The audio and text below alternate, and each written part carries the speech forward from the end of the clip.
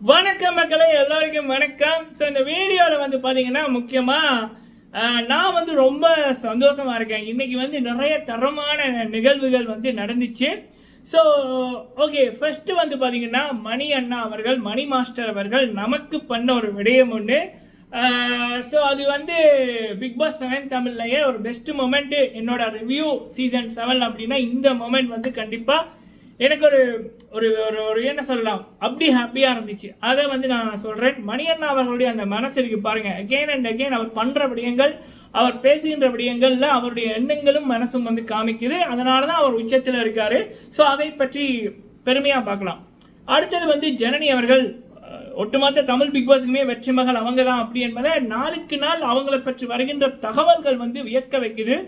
இன்று வந்து தமிழ் சினிமாவில் பல வருடங்களாக ஒரு தயாரிப்பு நிறுவனம், தலைவர் சூப்பர் ஸ்டார் ரஜினிகாந்த் சார் அவர்கள், கமல்ஹாசன் அவர்கள், தளபதி அப்படின்னு எடுத்த ஒரு பெரிய ஒரு தயாரிப்பு நிறுவனத்தில் இருக்க ஒரு நம்மளுடைய நண்பர் ஒருத்தரோட பேசியிருந்தேன்.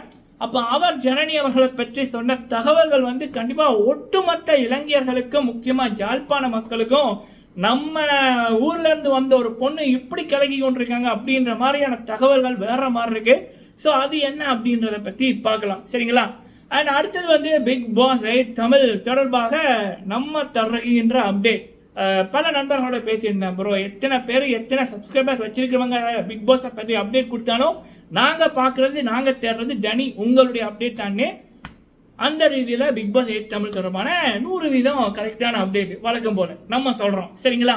அடுத்தது நம்மளுடைய கேமிங் சேனல் தொடர்பான ஒரு அப்டேட். ஸோ இந்த விடயங்களை இந்த வீடியோவில் பார்க்கலாம். ஃபுல்லாக பாருங்கள், லைக் பண்ணுங்கள். ஃபஸ்ட் டைம் வந்திருக்கீங்க அப்படின்னா மறக்காமல் சப்ஸ்கிரைப் பண்ணுங்கள். உங்களுடைய கருத்துக்களை தவறாமல் சொல்லுங்கள். ஓகே, ஃபஸ்ட்டு வந்து மணி அண்ணா அவர்கள், பொதுவாக பிக் பாஸை பொறுத்த வரைக்கும் நான் சொல்கிற ஒரே ஒரு விடயம், வாழ்க்கை வந்து பிக் பாஸுக்குள்ளே இல்லை. 100 நாள் ஆடுகின்ற போலி ஆட்டம் இல்லை. 100 நாள் அந்த கையில் வர்ற 50 லட்சம் இல்லை. அந்த 100 நாளுக்கு அப்புறம் தான் உங்களோட வாழ்க்கை ஆரம்பம்.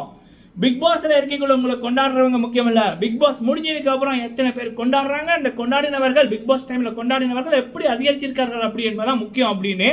ஸோ இந்த சீசன் 7லயே எனக்கு தெரிஞ்சு தமிழ் பிக் பாஸ்லயே எந்த வின்னருக்கும் எந்த ரன்னருக்கும் கிடைக்காத பெருமைகளும் வாய்ப்புகளும் பாராட்டுகளும் கிடைத்து கொண்டிருப்பது அப்படின்னா மிஸ்டர் மணியண்ணா அவர்கள். பெரிய படங்கள் பல நடித்த நடிகர்களே வியந்து ஒருத்தருடைய பர்த்டே பார்த்தது அப்படின்னா அது மணி மாஸ்டர் அவர்களுடைய பிறந்த நாள். பல நண்பர்கள் சொல்லியிருந்தார்கள், அவங்க செட்டில் ஒர்க் பண்ணிக்குள்ள பல நடிகர்கள் வந்து ஸோ யார் இவர் இப்படி மக்கள் கொண்டாடுறாங்க அப்படின்ற மாதிரி பேசினார்கள் அப்படின்னு. மணி மாஸ்டர் அவருடைய பிறந்த நாளுக்கு மக்கள் பண்ண விடயங்கள் இருக்கு பாருங்க. கேக் கட் பண்ணது, உணவுகள் கொடுத்தது, தங்க வீட்டு பிள்ளையோட பர்த்டே மாதிரி ஆடைகள் ஏழைகளுக்கு வழங்கினது, கோயிலில் அர்ச்சனைகளும் சர்ச்சில் பிரேயர்களும் இப்படி வந்து பண்ணது, தேங்காய் உடைச்சது, விலங்குகளுக்கு உணவு கொடுத்தது, அப்புறம் வெளிநாடுகளில் அங்கே ஹோம்லெஸ் பீப்புளுக்கு உணவு கொடுத்தது, ஆடை வழங்கினது, அந்த ஒரு நடனம் மாதிரி ரோலில் பண்ணது அப்படின்னு எக்கச்சக்கமாக இதுவரைக்கும் தமிழ் பிக் பாஸுக்குள்ளே போன, ஏன் பிக் பாஸுக்குள்ளே போன ஒரு போட்டியாளருக்கு வின்னராக இருந்தாலும் ரன்னராக இருந்தாலும் இது வரைக்கும் யாருக்குமே இப்படி மக்கள் அன்பை கொடுக்கல. மணி அவர்களுக்கு தான் இப்படி அன்பை கொண்டாடி கொடுத்துருக்காங்க. ஒரு மனிதர் எவ்வளவு தூரம் உயர்ந்தவர் அப்படி என்பதை அவருடைய பிறந்த நாள் அன்னைக்கு நம்ம தெரிஞ்சுக்கலாம் அப்படின்னு பெரியவங்க சொல்லுவாங்க. நமக்கு யாருன்னே தெரியாத, இரத்த உறவு இல்லாத, இதுக்கு முன்னுக்கும் பின்னுக்கும் பார்க்காத நபர்கள் நம்மளுடைய பிறந்த நாளுக்கு நம்ம நல்லா இருக்கணும் அப்படின்னு பல பேர் கொண்டாடினாங்க அப்படின்னா நம்ம ஏதோ நல்லது பண்ணியிருக்கோம், அதனால தான் பல நல்ல இதயங்கள் நம்மளை வாழ்த்துது அப்படி என்பது ஒரு ஒரு ஒரு சொல்லாத ஒரு படிப்பினை. அது மணி அவர்களுடைய பிறந்த நாளை உலகம் ஃபுல்லாக இருக்க எக்கச்சக்கமான பேர், பல லட்சம் பேர் கொண்டாடுறது மூலமே மணி அவர்களுடைய நல்ல மனசு தெளிவாக வந்து தெரிஞ்சுது.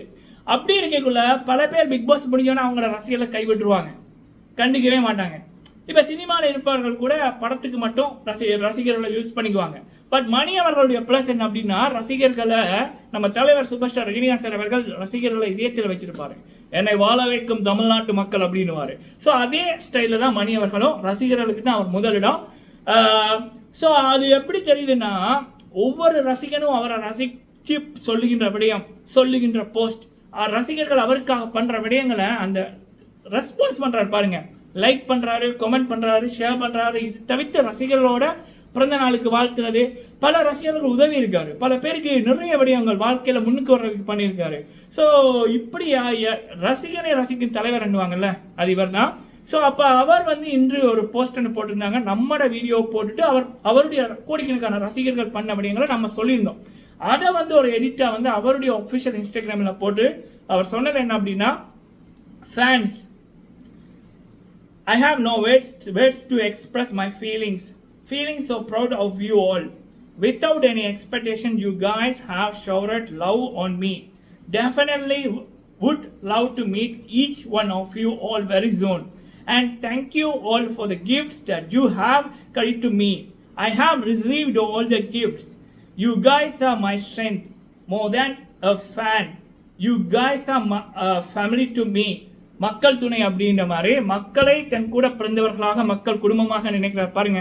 இந்த நல்ல எண்ணம், தன்னோட ரசிகர்களும் நல்லா இருக்கும் நினைக்கிறது, இந்த எண்ணம் தான் மணி அவர்களை உச்சத்தில் வச்சிருக்கு. ஸோ கடல் தாண்டி வர மக்கள் கொண்டாடுறாங்கன்னா அதுக்கு காரணம் இந்த எண்ணம் போல வாழ்க்கை அப்படி என்பதற்கு மணி அவர்கள் சிறந்த உதாரணம். அதில் எனக்கு இந்த பிக் பாஸ் சீசன் 7ல் நான் ஒரு மொமெண்ட், இந்த சீசன் 7ல் எனக்கு கிடைச்ச ஒரு ஒன் ஆஃப் த ஒரு பொக்கிஷமான மொமெண்ட் அப்படின்னா, ஒரு பல லட்சம் பல கோடி பேர் ஒருத்தருடைய பிறந்த நாளை கொண்டாடிக்குள்ள அந்த நபர் அவங்களோட சேர்த்து என்னுடைய முகம் என்னுடைய வாய்ஸையும் போட்டது என்னோட வாழ்நாளில் இது வந்து எனக்கு என்னுடைய துறையில் ஆஸ் அ ரிவ்யூவராக எனக்கு கிடைச்ச ஒரு பெரிய கிஃப்டாக வந்து நான் பார்க்குறேன். தேங்க்ஸ் அலாட் மணியண்ணா ரசிகர்கள். இது வந்து சத்தியமாக அவ்வளோ ஹாப்பியாக இருந்துச்சு இதை பார்க்கக்குள்ள. நன்றிகள் பல கோடி. மணியண்ணாவோட எண்ணத்துக்கு அவர் உச்சத்தில் இருப்பார். கூடிய சீக்கிரம் அவரோட படங்களோட அப்டேட்டையும் நம்ம தெரிவிக்க விடலாம், சரிங்களா? ஓகே, ஸோ இது மணி மாஸ்டர் பண்ண தரமான சிறப்பான சம்பவம் தொடர்பான அப்டேட்டை பெருமையாக சொல்லியிருக்கேன். ஓகே, அடுத்தது நம்ம தலைவி வெற்றி மகள் ஜனனி அவர்கள். மக்களே, இன்று ஒரு பெரிய நபரோட பேசியிருந்தேன். அவரை பல பேருக்கு அவருடைய ஒரு இடத்துல ஒர்க் பண்ணுறாரு. ஸோ ஓகே, அப்போ அவரோட பேசக்குள்ள சொன்னது என்ன அப்படின்னா, ஜனனி அவர்கள் 10, 12, 13 படத்துக்கிட்ட பண்ணி கொண்டிருக்காங்க அப்படின்னு. எனக்கு 6-7 படம் அப்படின்ற மாதிரி தான் நினைச்சேன். ஆனால் கணக்கு 10க்கு மேலே போகுது. அதுவும் வந்து தெலுங்குல எல்லாம் இருக்கிற ஒரு பெரிய கம்பெனி, பெரிய நடிகர்கள் அப்படின்ற மாதிரி போகுது, சரிங்களா? ஸோ ஜனனி அவர்கள் வந்து இந்த சூப்பர் சிங்கரில் வந்து பிரியங்கா கேட்க ஒன்று சொல்லுவாங்கல்ல, நான் நடிக்கிற நடிகர்கள் எல்லாருமே விஜய் விஜய் விஜய் விஜய் என்று வருது அப்படின்னு.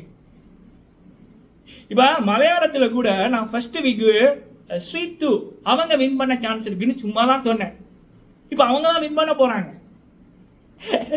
ஸோ அப்போ அதே மாதிரி நான் சொல்கிறேன், மேபி நடக்கலாம். இப்போ தளபதி விஜய் அண்ணா அவர்கள், விஜய் சேதுபதி அண்ணா அவர்கள், அப்புறம் விஜய் ஆண்டனி அவர்கள், அப்புறம் வந்து விஜய் தேவர்கொண்டா அவர்கள், இப்படியான படங்கள் இவர்களுடைய படங்களை கூட ஜனனி அவர்கள் நடித்து கொண்டே இருக்காங்க, நடிக்கலாம், சரிங்களா? ஸோ அப்படி பெரிய பெரிய நடிகர்களோட படங்கள், ஜீவா அவர்கள் அந்த டாக் போய்கொண்டிருக்கு அப்படின்னு கேள்விப்பட்டேன்.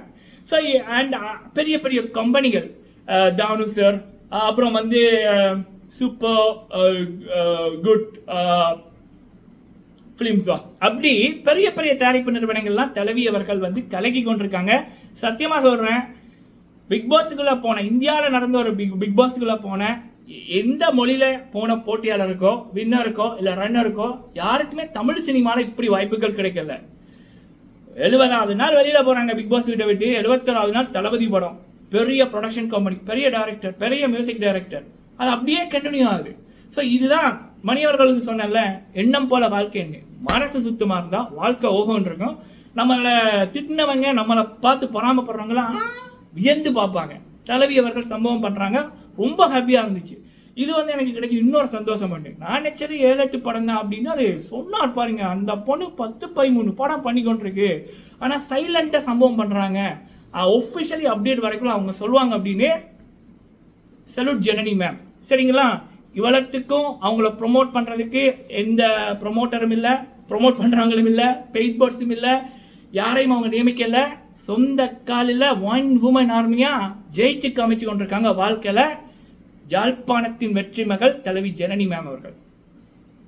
நான் பல பேர்கிட்ட லேர்ன் பண்ணுவேன். ஒவ்வொருத்தரை பற்றி நான் பேசக்குள்ள அவங்க கிட்ட என்னத்தை கற்றுக்கிட்டு இருக்கேன். மணியவர்கள்டையும் தான், ஜனனி மேம்கிட்டையும் தான். இதெல்லாம் வாழ்க்கை லெசன், சரிங்களா? ஓகே, அடுத்தது பிக் பாஸ் 8 தமிழ் தொடர்பாக கேட்டாங்க பல பேர். ப்ரோ இவர் சொல்கிறாரு விஜய் டிவி பண்ணல, வேற டிவி பண்ணுது. ப்ரோ இவர் சொல்கிறாரு ஜூனில் ஆரம்பிக்குது, ஜூலையில் ஆரம்பிக்குது, செப்டம்பரில் ஆரம்பிக்குது. ப்ரோ இவங்க சொல்கிறாங்க இந்த வாட்டி அப்படி இப்படி அப்படி ஆடிஷன் ஆரம்பிச்சுட்டு என்ன ப்ரோ அப்படின்னு. நான் சொல்கிறது ஒன்று தான், பிக் பாஸ் சீசன் 8ஓட ஆடிஷன் ஆரம்பிக்கல. ஜூலை 1 அப்படின்னா வந்து ஆரம்பிப்பார்கள். சரிங்களா? இதை விஜய் டிவியில் இருப்பவர்களே சொல்லியிருக்கார்கள். அடுத்தது வந்து கமல்ஹாசன் அவர்கள் தான் கோஸ்ட். அடுத்தது இந்த பிக் பாஸ் சீசன் 8 அக்டோபர் 6 இல்லை அல்லது 13 அல்லது 20 இந்த 3 டேட்டில் ஒரு டேட் தான் ஆரம்பிக்கும். சரிங்களா? ஓகே. ஸோ ஓகே, அடுத்தது வந்து என்னுடைய கேமிங் சேனல் PlayStation 5 நம்ம வாங்கிட்டோம். ஆல்ரெடி நம்ம சொல்லியிருந்தோம். அதுக்குள்ள நிறைய விடயங்கள் இருக்குது. அதுக்குன்னு நான் ஒரு சேனல் க்ரியேட் பண்ணியிருக்கேன். இன்றைக்கி தான் ஆரம்பித்தேன். ஸோ அந்த சேனல் தொடர்பான விவரங்கள் என்னோட கம்யூனிட்டி, இந்த சேனலோட கம்யூனிட்டியில் ஷேர் பண்ணியிருக்கேன். பாருங்கள், முடிஞ்சால் அதுக்கும் உங்களுடைய ஆதரவை சப்போர்ட்டை தாங்க. சப்ஸ்கிரைப் பண்ணுங்கள், உங்களுடைய ஆதரவை தாங்க. சரிங்களா? நன்றி.